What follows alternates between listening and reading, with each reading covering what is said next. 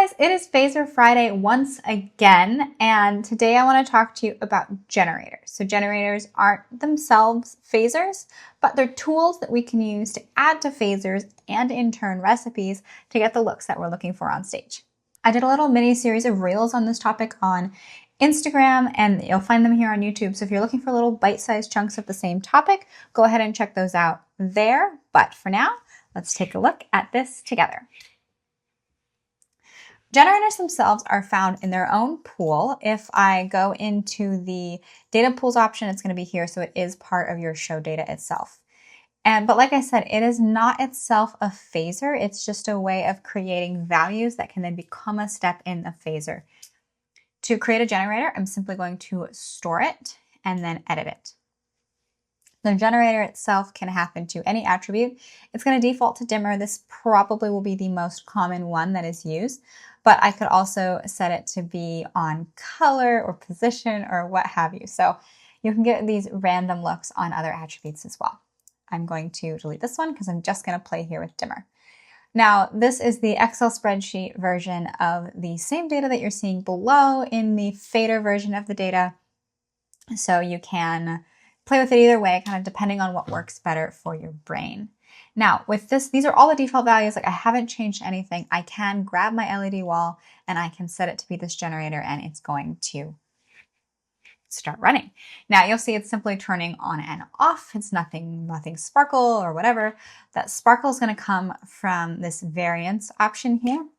So the phase variance is kind of what I'll set. So if I set that here in the middle and then set the phase also kind of here in the middle and reapply it, now I have this random-ish looking values here. So I can sit here and I can continue to play with the phase variance and you'll get different looks.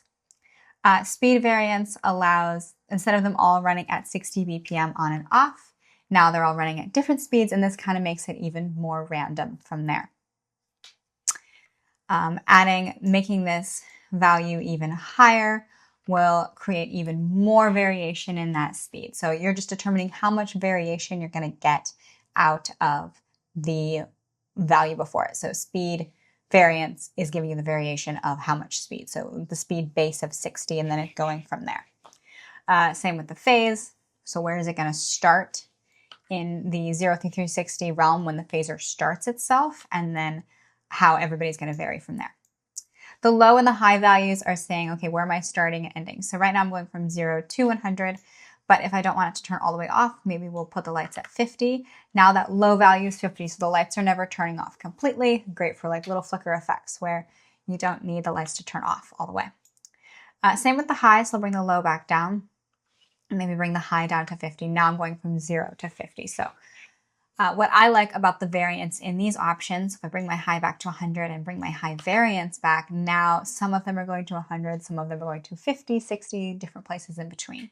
Again, creating another type of random look. I'm going to bring this variance back down to 0, and then we'll play with the attack and decay. So the attack and decay are how we're getting in and out. So attack means how we're getting into that high value. I went ahead and set this to 0, and now you can see they're popping on and fading off.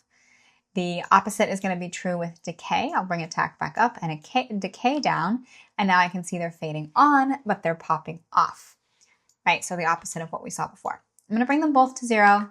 We'll take a look at what popping on and off looks like. But you're saying, all right, I want less on and more off. So it's just like a little bit of a twinkle. This is when we would look at the ratio. So I'm going to move my ratio up to like 90, 80%-ish. And you can see that now there's more lights that are on, less lights that are off. When I bring that ratio down to maybe 20%, it's the opposite effect. So now I have less that are on and more that are off. Lastly, we can have the ratio variance. So we'll bring that up a little bit, and now it's a little bit in between of what we had before. Okay, so I'm going to leave this like this for now. And this will just be my base so we can see what else we can do with generators. And you notice I didn't have to keep storing it. I just had it activated and I played with these settings right in here. These are not values itself that we're creating as a phaser. It's its own aspect that we're doing. Okay. A couple buttons here on the right, just I'm going to tell you what they are. We're not going to look at what they do. Random start means it's going to start randomly every time. Speed once means it's going to shoot through this speed, and then the speed's not going to continue to vary. And phase once means it's going to set the phase at the top, and then it's going to continue that same phase. So it's kind of like looping, right? Or it'll keep resetting the phase every loop of the generator. You will kind of see that little blip there. There's not really a fade in between the two, so I usually just leave phase once set to on. And now we'll see how we can work with this within a phaser. So I'm going to grab my LED wall here and put it at full.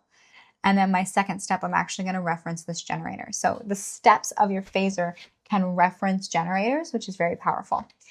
And this can actually be then stored as a preset itself. So you might have been asking, if you watched the firework phaser from a few weeks ago, hey, I can't make that. That's a selective phaser, right? I want this in a recipe line. This is how you can get something very similar. It's not quite the same, and we'll go into why in just a second. But I can put this in a recipe line here. So I have this queue that I'm going to store. So store Q1, and we're going to put the LED wall preset here and this generator here, and then I'm going to run, this queue. Oops, but I had follow set because I was messing with something else earlier, so it offed itself. So I'm going to run this queue. Great, so now it's turning on and off again. And so I can come in here and I can start to play with the phase values. And you'll see it is extremely similar to what we had before. What I don't prefer about this method is the fact that with our firework phaser, if you haven't already watched it, go watch it. It was our first, I think it was our first phaser Friday. What I don't like about this method versus that method is the other method is truly how are we getting to 0. What this is doing is in that second step, the lights are still going on and off, right? So I still have this like flicker of them turning on, so it's not quite as smooth. I did work out a little bit on how to smooth it, and one thing that I was working on before I started recording was I brought the attack up to 100, so that if they are turning on, they are like at least fading on, so it's a little less dramatic, and then snapping off.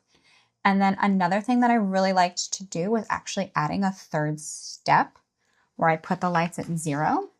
So you have a little bit of extra darkness there that it's fading into.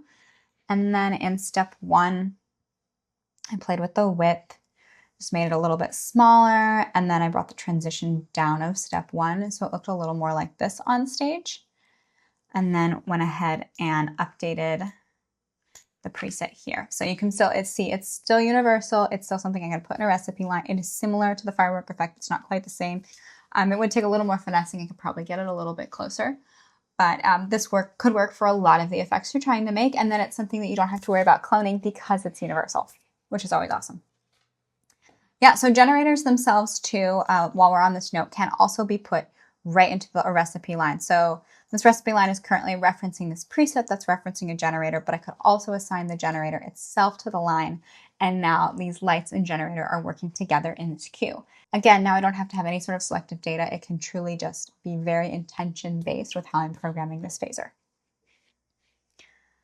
Okay, that felt like such a whirlwind on generators, and I feel like I missed like 20 things. So if there's any other questions you have, let me know. I would love to do a follow-up video on generators and how to clarify a couple things, maybe go over something I didn't cover. So if there's something else that I'm missing, do let me know and I will follow up on this video for sure. Thanks, guys. Bye.